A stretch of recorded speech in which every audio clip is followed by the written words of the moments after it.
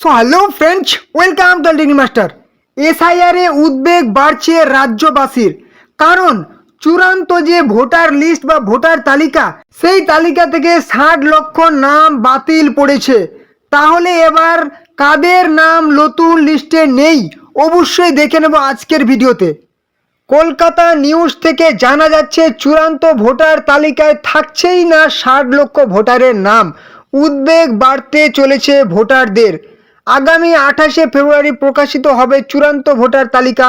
তার আগে দেখা গিয়েছে একাধিক সংশয়। 1.20 কোটি অর্থাৎ 1,20,00,000 লোকের নাম বাদ যাবে এসআইআর তালিকা নিয়ে আশঙ্কার কথা শোনালেন মুখ্যমন্ত্রী। বাড়ছে উদ্বেগ। তবে এবার কমিশন অর্থাৎ ইলেকশন কমিশন সূত্রে যে তথ্য সামনে এলো, তাতে কার্যত ভোটারদের উদ্বেগ বাড়তে চলেছে বলেই মনে করা হচ্ছে ওয়াকিবহাল মহলের একাংশ। কমিশন সূত্রে খবর, 28 ফেব্রুয়ারি যে তালিকা প্রকাশ পাবে তাতে থাকবে না প্রায় 60 লক্ষ ভোটারের নাম। এসআইআর খসড়া তালিকা ভোটার তালিকা প্রকাশের পর দেখা গিয়েছিল বাদের তালিকাভুক্ত হয়েছিল রাজ্যের প্রায় 58 লক্ষ। যখন প্রথম এসআইআর খসড়া তালিকা প্রকাশিত হয়েছিল তখন কিন্তু 58 লক্ষ বাদ গিয়েছিল ভোটার। এবার প্রশ্ন হলো, তাহলে এই 60 লক্ষের তালিকায় কোন কোন ভোটাররা রয়েছেন অবশ্যই জেনে নেব। ইতিমধ্যে রাজ্যের মুখ্যমন্ত্রী মমতা বন্দ্যোপাধ্যায়ের এক বড় ঘোষণা, এসআইআর প্রক্রিয়া চলাকালীন যারা মারা গিয়েছেন তাদের পরিবারের জন্য বড় পদক্ষেপ রাজ্য সরকারের। এসআইআর প্রক্রিয়ায় সময়ে যারা মারা গিয়েছেন তাদের পরিবারের একজনকে চাকরি দেওয়ার সিদ্ধান্ত নিয়েছে রাজ্য সরকার। এআইটিসি এক্স হ্যান্ডেলে অর্থাৎ টুইটারে পোস্ট করে এই বিষয়টি জানানো হয়েছে। এবারে এআইটিসি এর তরফে জানানো হয়েছে, অপরিকল্পিতভাবে এসআইআর করার জন্য বাংলার বহু মানুষ তীব্র ভোগান্তির মুখে পড়ছেন। এসআইআর এর এই ভোগান্তির বিরুদ্ধে প্রথম থেকে লড়াই করেছেন মমতা বন্দ্যোপাধ্যায় ও অভিষেক বন্দ্যোপাধ্যায়। এসআইআর এর চাপে মৃতদের পরিবারের পাশেও দাঁড়িয়েছেন তারা।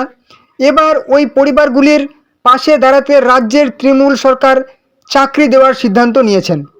আর হ্যাঁ, চূড়ান্ত ভোটার তালিকায় আপনার নাম আছে কি না সেটা কিন্তু আপনি আপনার নিজের মোবাইল থেকে চেক করতে পারবেন, এবং সেটা কিন্তু 28শে ফেব্রুয়ারি 2026 তারিখে কিন্তু আপনি সেই রাতের পর থেকে 28 ফেব্রুয়ারির পর থেকে 28 তারিখ কিংবা মার্চ মাসের 1 তারিখ 2 তারিখ 3 তারিখ পর থেকে আপনি কিন্তু প্রত্যেক দিন সেটা চেক করতে পারবেন যে চূড়ান্ত তালিকায় 28শে ফেব্রুয়ারি চূড়ান্ত তালিকা প্রকাশ, এবং সেই তালিকা কিন্তু আপনি মোবাইল থেকে চেক করতে পারবেন। তো কিভাবে চেক করবেন সেটা জানার জন্য আপনি কিন্তু অবশ্যই চ্যানেলটিকে সাবস্ক্রাইব করুন। যেহেতু আজকে 28 তারিখ এখনও আসেনি, অবশ্যই আমি দেখিয়ে দেবো যে কিভাবে আপনি চেক করবেন আপনার নামটি। ঠিক আছে, অবশ্যই চ্যানেলটিকে সাবস্ক্রাইব করে রাখুন, তাহলে নতুন আপনি ভিডিও পেয়ে যাবেন এবং নিজের ফোন থেকে আপনি জানতে পারবেন যে আপনার নামটা লিস্টে আছে কি নেই চূড়ান্ত ভোটার তালিকায়। আতঙ্কিত হবেন না, অবশ্যই চ্যানেলটিকে সাবস্ক্রাইব করে রাখুন। ভিডিওটি ভালো লাগলে লাইক করবেন, কোনো রকম সমস্যা হলে কিন্তু কমেন্ট করবেন, আর অবশ্যই ভিডিওটি আপনার আত্মীয় পরিজনের সাথে কিন্তু শেয়ার করে দিন যাতে তারাও এই গুরুত্বপূর্ণ আপডেটটি পেয়ে যায়। অবশ্যই শেয়ার করে দিন। এবার ভোটাধিকার নিয়ে প্রশ্ন, অর্থাৎ তারা কি ভোট দিতে পারবেন? নির্বাচন কমিশনের নিয়ম অনুযায়ী নমিনেশনের শেষ দিন পর্যন্ত যে ভোটার তালিকা থাকে, তালিকায় থাকা সেই ভোটাররাই একমাত্র ভোট দিতে পারেন। তবে নমিনেশনের ফাইলের চূড়ান্ত দিনের মধ্যেও যদি ওই 60 লক্ষ ভোটারের নথি যাচাই ও নিষ্পত্তির কাজ সম্পন্ন না হয়, সেক্ষেত্রে কত ভোটার চলতি বছরের বিধানসভা নির্বাচনে ভোটাধিকার প্রয়োগের সুযোগ হারাবেন, সেই প্রশ্নই এখন বড় হয়ে দাঁড়িয়েছে। রাজ্যের সিইও দপ্তরের এক উচ্চপদস্থ আধিকারিক জানান, প্রত্যেক বছরের মতো এবারও একই রকমভাবে চূড়ান্ত ভোটার তালিকা প্রকাশ করা হবে। অর্থাৎ গত বছর ভোটার সংখ্যা কত ছিল, এবার বেড়ে বা কমে কত হয়েছে তার উল্লেখ থাকবে। সঙ্গে পুরুষ ভোটার ও মহিলা ভোটারের সংখ্যা থাকবে। এছাড়াও বাদের তালিকায় কত ভোটার রয়েছে সেটিও থাকবে। কমিশন সূত্রে খবর, নতুন সংযোজন হিসেবে এবার প্রায় 60 লক্ষ ভোটারের নামও থাকতে চলেছে, যাদের পাশে অ্যাডজুডিকেশন তকমা দেওয়া থাকবে। যেহেতু তাদের নথি সংক্রান্ত পুরো বিষয়টি এখন কোর্টের বিচারাধীন। সংশয় কোথায়? ভোটার তালিকা নিয়ে বিভ্রান্তি কাটার বদলে বাড়ছে। সুপ্রিম কোর্টের নির্দেশ মেনে লজিক্যাল ডিসক্রিপেন্সি ও আনম্যাপড ভোটারদের নথি যাচাই ও নিষ্পত্তির ভার দেওয়া হয়েছিল বিচারকদের ওপর। রাজ্যের সিইও দপ্তর সূত্রে খবর, প্রথমে ভোটারদের ওই সংখ্যা 45 লক্ষের কাছাকাছি থাকলেও কমিশন স্ক্যানারে আরও অনেকের নথিতে অসঙ্গতি ধরা পড়ে, ফলে ওই সংখ্যা বেড়ে দাঁড়ায় প্রায় 60 লক্ষের কাছাকাছি।